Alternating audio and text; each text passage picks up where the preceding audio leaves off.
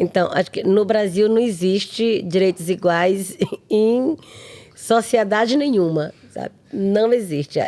Infelizmente, nós temos ainda uma herança muito forte, né, do colonialismo, né? Muito forte. Então, o machismo impregnou em todos os lugares e chegou também nos territórios indígenas. A história conta que muito lá atrás, né, assim, a gente não tinha muito essa distinção de homem e mulher e todo mundo era igual, inclusive no trabalho, né, em tudo. Inclusive nas relações mesmo afetivas, não tinha essa diferença de homem gostar de homem, mulher gostar de mulher. Eram pessoas, né?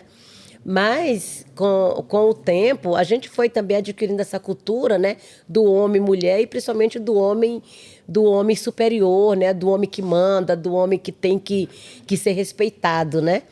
E então, muitas culturas dos povos indígenas, muitas culturas, até hoje, não permite que a mulher assuma um papel de liderança. Muitas culturas não permitem que a mulher sente numa roda de reunião para debater, para conversar, né? Não permite, porque aí a resposta é essa, né? A cultura não permite, né? Mas, na verdade, isso não é cultura. Eu não vejo isso como cultura e sempre argumentei, né, que machismo não pode ser considerado cultura, né? Então, a gente precisa quebrar isso.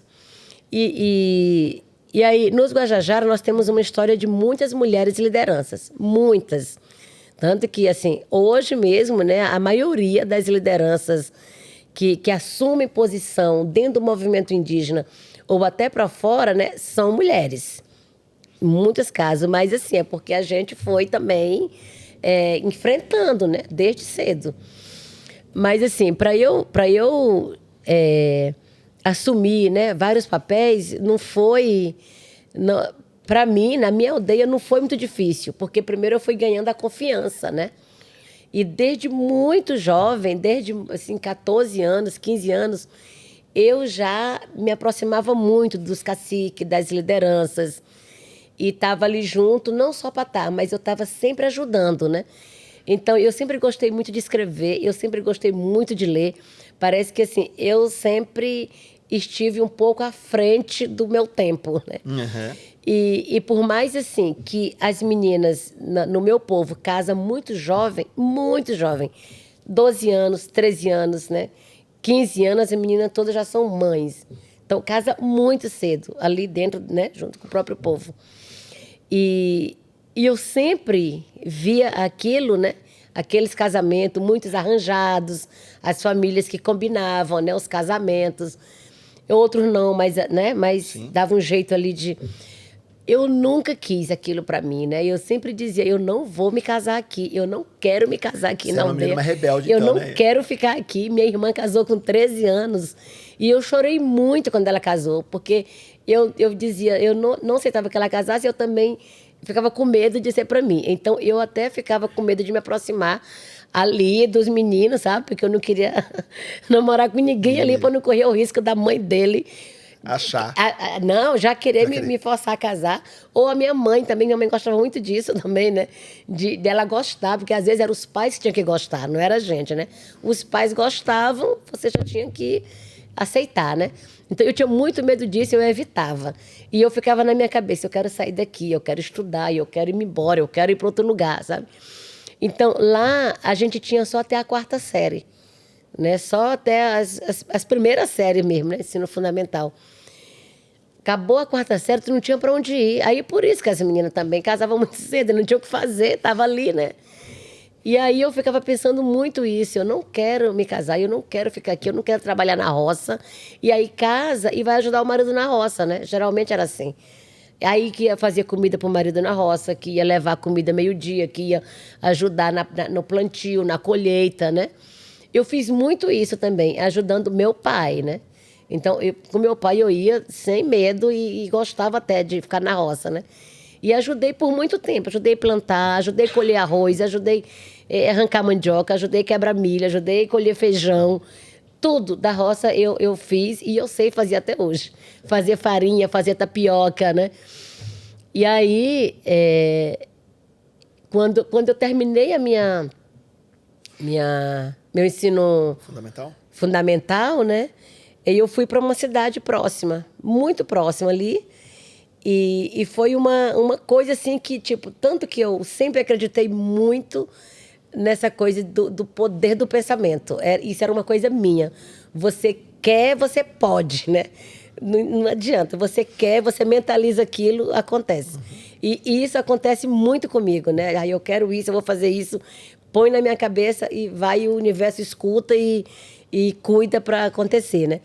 Então, eu ficava nesse, eu não vou. De repente, chega alguns tios, tias minhas ali, oferecendo para a gente ficar numa casa que a FUNAI ia arrumar uma casa para a gente estudar. Então, foi assim que eu saí de lá, né, da aldeia, e fui para o município lá perto para estudar de 5ª a 8ª série, né? O ginásio ali. O ginásio. Era bem o ginásio mesmo, né? Eu fui fazer esse ginásio ali. Mas era uma casa tudo jovem. Eu estava com 10 anos, 11 anos, terminei com 10, 11 anos, já estava ali nessa casa junto com outras pessoas com 12, 14 anos, né? Então, não me dei muito bem, porque os outros me consideravam muito criança e não queria ninguém cuidar de mim. Eu não fiquei na casa e fui morar na casa de um tio meu que morava, né, na cidade também. Fiquei morando com ele e aí todo mundo, ninguém tinha condição ninguém tinha condição de me, como dizia, dar as coisas, de dar roupa, calçado, né, de sustentar. Então eu fui trabalhar na casa de um casal de professores. Com 12 anos de idade, eu cuidava de 2 crianças nessa casa, limpava a casa, fazia comida e fazia tudo, né? Fiquei um tempo nessa casa e aí, naquele tempo, era dito que quem morasse nas casas das pessoas era só para ter a casa para estudar, né? Não precisava pagar nada. Então, hoje eu sei que naquele tempo era trabalho escravo, né? Trabalho infantil ainda. Instalação de trabalho infantil. Mas eu passei por isso, né? Trabalhei na casa, fiquei, estudei. E quando eu terminei logo a 8ª série, assim, do nada, aparece um convite da FUNAI para mim para estudar no colégio interno em Minas Gerais. Então, quando eles chegaram e disseram, Sônia, a gente vai te convidar para estudar em Minas Gerais, eu vou. Eu não queria nem saber o que era, como era. Eu vou. Ah, então tá, vamos. Então, mas vai falar com minha mãe. Quando foram falar com minha mãe e meu pai, claro que eles não deixaram, né? É claro que não deixaram. Eu estava com 14 anos. E aí minha mãe não deixou, meu pai não deixou, minha avó não deixou, minha tia não deixou, ninguém deixou, né? Mas eles ficaram falando ali numa roda, não vai por isso, não vai. E aí o meu tio que veio me chamar, né, que trabalhava na FUNAI já na época, ele veio e aí ele ficou escutando todo mundo falar e daí de repente eu falei, mas por que eles não me perguntam? Todo mundo falando que eu não vou, mas ninguém me pergunta. Eu quero ir. Aí ele, então diga, levante e diga que você quer. E eu levantei e falei, gente, eu vou. Não adianta vocês falar que não, eu vou. Aí aquele silêncio, né, na sala. Como assim? Ela vai? Virou assim um efeito dominó, cada um olhando para o outro, sabe? Ela vai. E eu disse, eu vou, gente, eu vou. Eu sei falar, eu sei conversar, eu sei falar português. Então, se eu não gostar de lá, eu digo que não gosto, eu volto, né? Mas eu quero ir. E aí meu pai disse, tá bom, minha filha, você quer ir? Vá. E se você precisar voltar, volte, nós vamos estar aqui do mesmo jeito te esperando. Então, aquela palavra do meu pai foi, assim, um alento para mim, uma força, né? Na mesma hora, eu já juntei minhas coisinhas, botei na mala e fui-me embora, porque era para agora. Não foi um convite que chegou hoje para eu ir amanhã, sabe? Não. Chegou um convite hoje para sair daqui a 10 minutos, né? Então, eu juntei minha malinha em cima da carroceria de um caminhão e fui-me embora para Imperatriz. E aí, de lá, veio uma pessoa da FUNAI que me levou no colégio em Minas Gerais. E assim, foi a primeira vez que eu saí, assim, 15 anos, eu já tinha 15 anos, que foi a primeira vez que eu vi uma cidade, que eu vi poste de energia elétrica. As pessoas falam, primeira vez que eu vi asfalto, né? Assim, 15 anos de idade.